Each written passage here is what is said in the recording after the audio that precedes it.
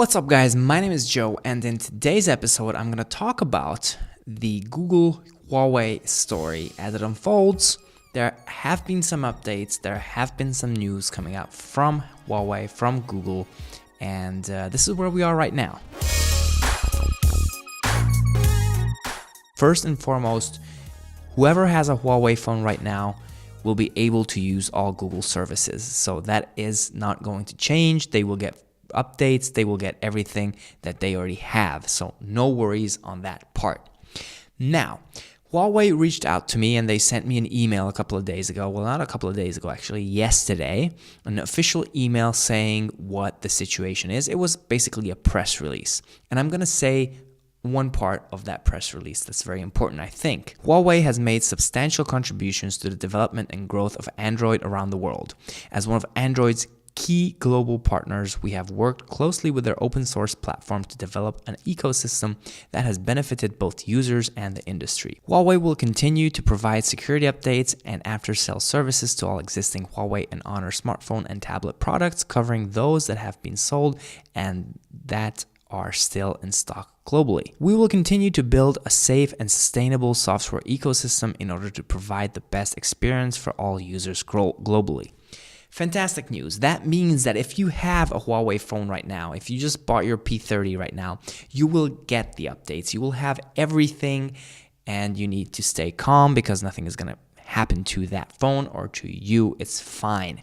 Now, the whole thing started out last Thursday when Trump banned companies from working with Huawei. They put it on a blacklist, and in regards to that, Google pulled Android from them, or the Google services from them. We have some news that Qualcomm and Intel are no longer wanting to work with Huawei as well because of these rules and regulations. It's nothing personal, it's only because they're trying to do good in terms of rules and regulations.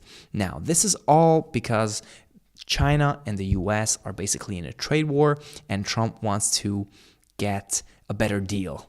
And this is what he's using to get a better deal. If this persists, then nothing will change. Huawei won't be able to use Google services. They will have to build their own ecosystem. They will have to build their own operating system, which they already started. They already have an operating system that has no Google elements, and they're using that in China. But to implement that operating system in the Western world, that's going to be very, very tricky. To build their own app store, to build their own everything from scratch, that's going to take a couple of years. Now, there is some good news. About 20 hours ago, there has been a post on Android Authority, which says, US lifts Huawei ban, but only temporarily in a limited scope. The internet became hysterical over the weekend when it was reported that Google was cutting ties with Huawei thanks to the new government regulations. After a day of speculating about the company's future, the Department of Commerce has given Huawei a temporary license to maintain its current products.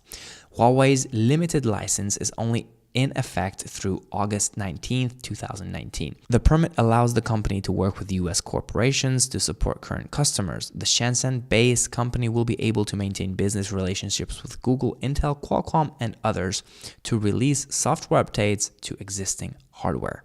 This 90-day general license is also good news for some smaller regional networks that rely on Huawei's infrastructure. Two regions that were already affected by the company's ban were rural areas of Wyoming and Oregon. The limited license does not mean that all is well between Huawei and the US government. The temporary license only allows the Chinese company to maintain devices that are already on the market. This means that while Huawei can still release security fixes to its electronics, the company will be unable to release new hardware that relies on technology sold or licensed by US companies such as Android. So, they have 3 months to figure this out between US, China. I think this is just a ploy for Trump to get better deal with China and their trade negotiations. Whatever the case is, if this stays the way it is and 3 months goes past and Huawei loses everything with Google, that's a big, big hit for them.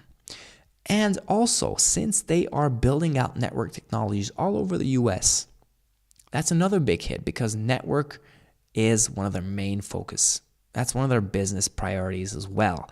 And they are doing network stations, they're doing network infrastructure all around the world, basically. 3G, 4G, 5G, whatever you want. They're in it.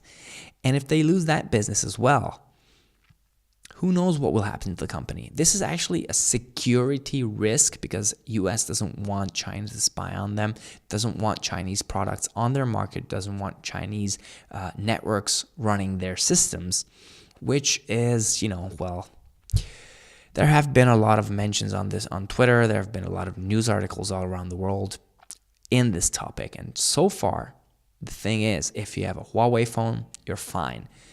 But after August 19th, 2019, if you buy a phone, there's a pretty high chance Google services will not be included. Thank you very much for watching. Until my next video, please subscribe, click the bell if you want to stay up to date with this story, and stay safe, hang loose.